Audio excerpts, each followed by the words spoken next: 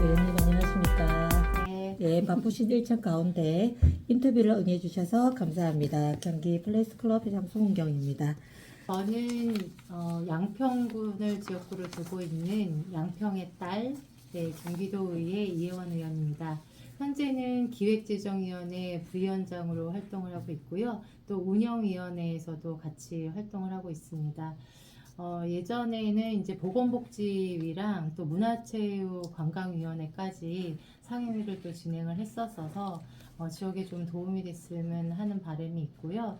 특히나 이제 국민의힘 대표단에서 수석대변인에 이어서 지금은 정무수석으로서 활동을 하고 있는데 그 역할에 충실하기 위해서 좀 더 노력하고 있습니다.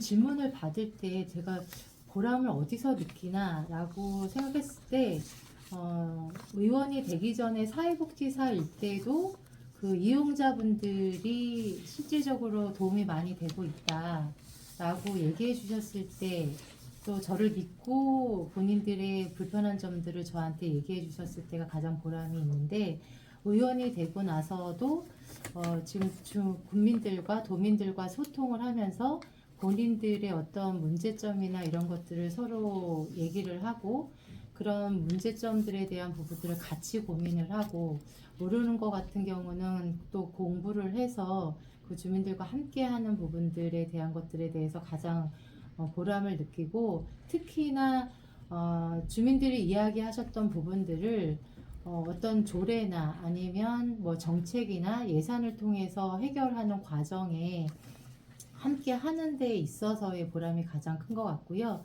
그런 부분들을 직접적으로 이 도정에 반영이 됐을 때, 또 그 반영 과정에 대한 부분들을 저희가 함께 하고 있을 때, 그럴 때가 가장 보람이 많이 느껴지는 것 같습니다. 그래서 그런 부분에서 가장 심각하게 느끼는 거는 이제 경기도 행정부가 의회를 경시하는 태도에 대한 부분들이 지속적으로 얘기들이 많이 나왔었거든요. 저희가 뭐 그 행정사무감사나 예산심의나 이런 거를 통해서 질의를 했을 때 그거에 대한 응답에 대한 부분들이 최선을 다해서 준비를 해서 답변하지 않는 태도, 그리고 간혹적인 부분에 있어서는 뒤에서 앉아서 조는 행동, 그 답변에 대한 부분들이 대부분 모르겠다, 아니면 검토하겠다, 뭐 이런 답변들. 그래서 많이들 지적하셨던 것이, 의원들도 도정을 위해서 행정사무감사를 준비를 하고 또 개선점을 찾기 위해서 많은 것들을 검토하고 공부를 하고 해서 개선 방안을 제시를 하거든요. 그러면 집행부에서도 그런 부분들에 대해서 같이 고민을 하고, 오히려 본인들이 더 발전적인 부분들이나 이런 것들을 고민을 해서 그런 개선점을 가지고 와서 질문을 했을 때 이런 문제가 있지만 이런 부분들은 이렇게 개선을 해 나갈 예정입니다라는 답변들이 있어야 되는데, 그런 부분들이 없었다는 부분들에 대해서 많이 태도에 대한, 자세에 대한 부분에 대해서 얘기들을 많이 나왔었고요. 특히나 이번에는 비서실이나 정무라인 쪽에서 아예 의회 운영위의 행정사무감사에 불출석하는, 그렇게 불출석한다는 것에 대해서는 의회를 경시했다라는 느낌을 다 받았고, 그래서 저희 의회는 의원들이 일을 하고 있지만 우리 경기도민들이 선출해 주셨고, 도민들을 대변하는 기관이고 대표 기구입니다. 그리고 주민의힘 의원으로서 또 의회 운영위원으로서 1인 시위를 시작을 했고요. 그리고 또 우리 국민의힘에서도 대표가 어떤 단식투쟁이나 삭발을 통해서 그 결의를 보여주셨고, 특히나 그 과정에서는 의회 경시에 대한 태도에 대한 문제점을 얘기한 것도 있지만, 요번에 예산이 복지 예산이 되고 삭감된 부분들에 대해서 원상복구를 얘기하는 과정에, 그런 과정이 같이 있었는데요.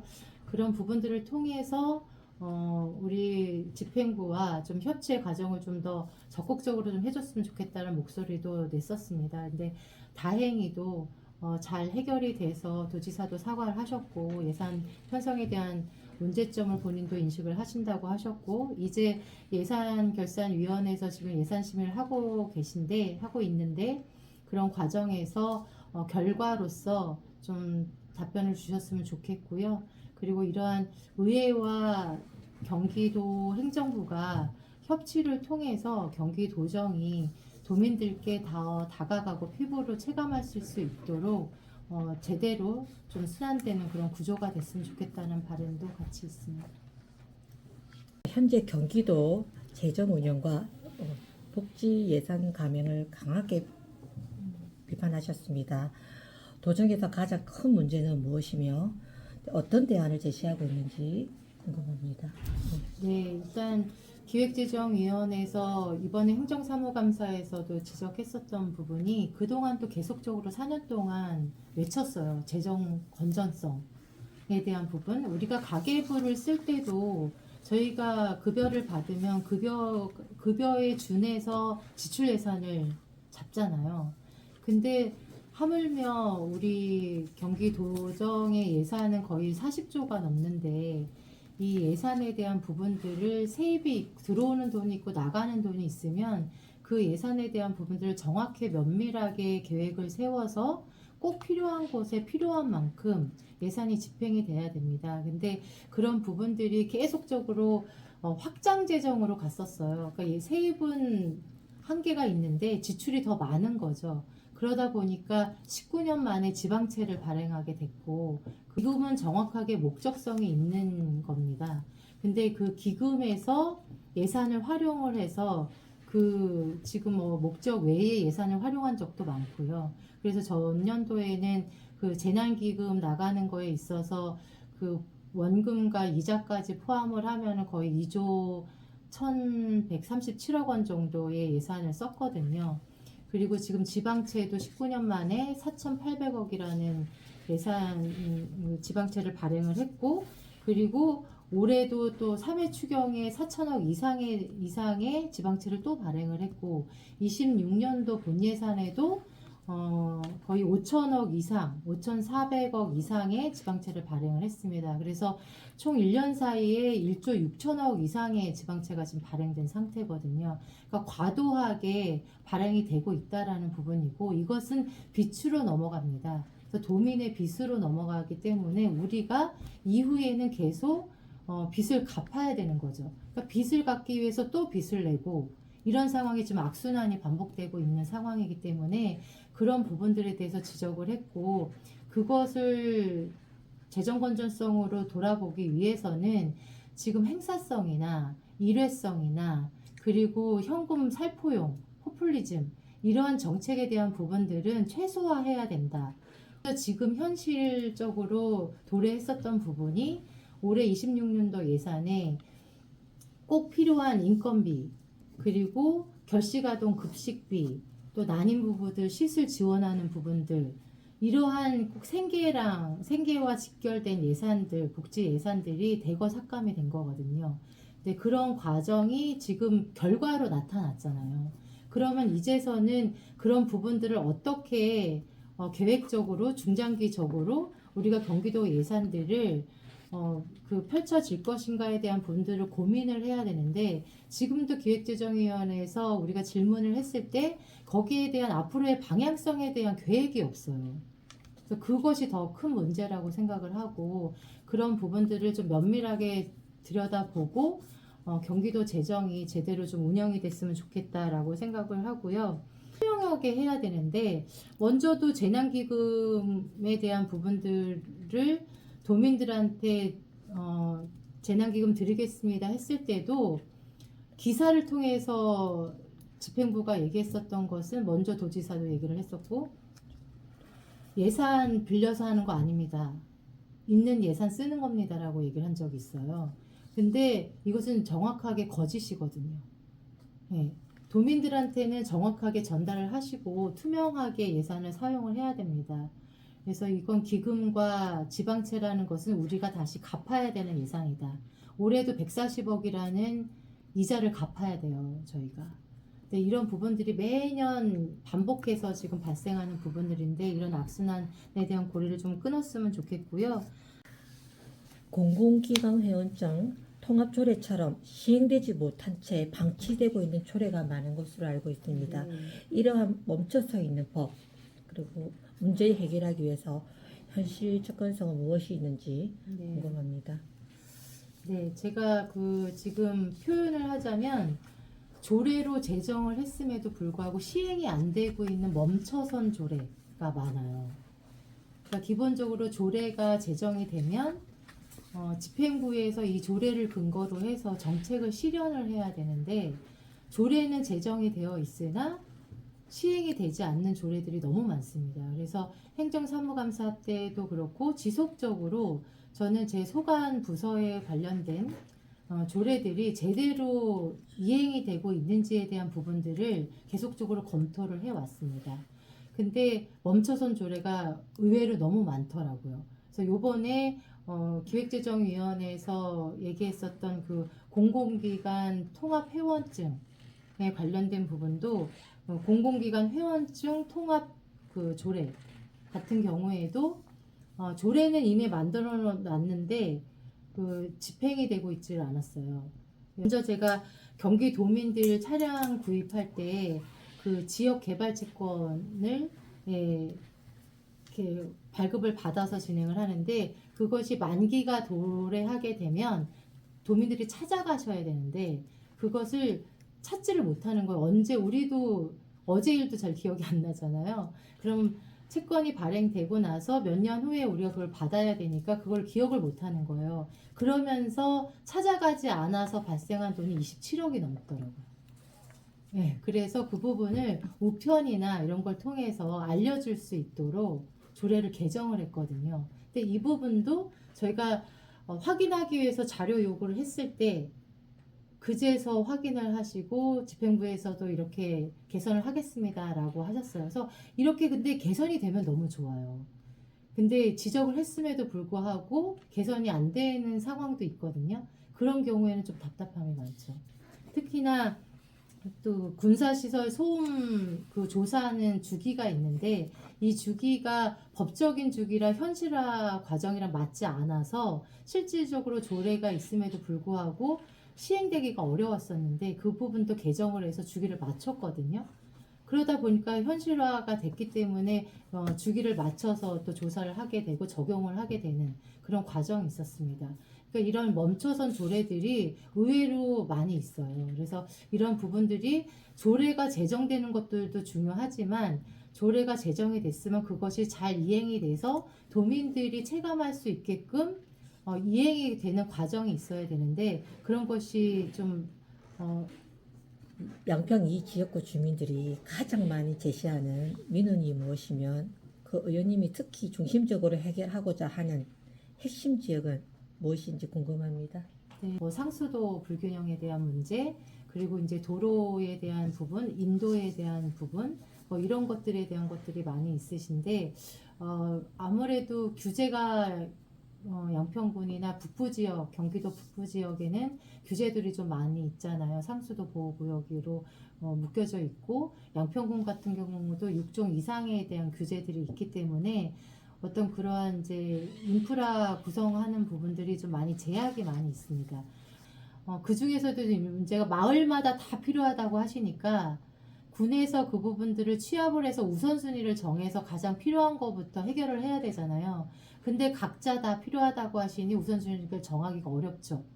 그래서 이장회의에서 이장님들이 직접적으로 주민들하고 의견을 받으셔서 마을에서 의견을 취합하고 또 이장회의에서 의견을 취합하면 우선순위에 대한 부분들이 어느 정도 의견들이 도출이 될 수 있을 것 같아서 이장님들하고 이런 부분들을 좀 해결했으면 좋겠다라는 의견을 드렸고 거기에 같이 공감을 해주셔서 그런 상수도 불균형 해소를 위한 특위를 구성을 하게 됐고 그 과정을 통해서 조금씩이라도 조금 보급률을 좀 높여야 되는데 경기도의 상수도 보급률이 98% 정도 되거든요. 근데 양평구는 81%밖에 안 돼요. 근데 상수도를 보호하고 있는 지역임에도 불구하고 수도세도 가장 높습니다. 교육 문제도 포함이 된다고 보고 교육적인 측면에서 봤을 때는 우리 양평에서 태어난 자녀들이 인재들이 양평에서 인재가 양성이 돼서 고등학교를 졸업을 하면 양평에서 취업을 하고 취업을 해서 양평에서 창업을 하고 양평에서 일을 하고 이런 구조가 돼야 되는데 그런 구조들이 대한 면밀한 체계 개선이 좀 필요하다.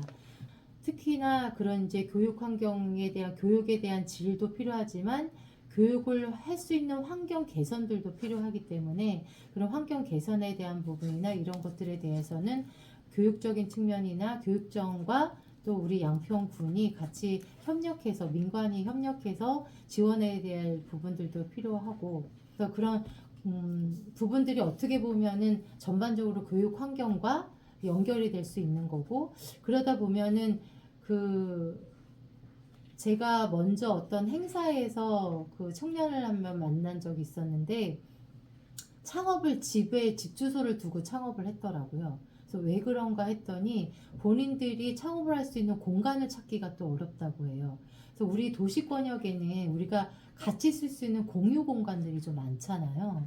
그래서 사무실도 공유 오피스도 있고 그래서 그런 부분들로 활용할 수 있는 곳이 많은데 양평은 그런 곳이 아직은 없는 거예요.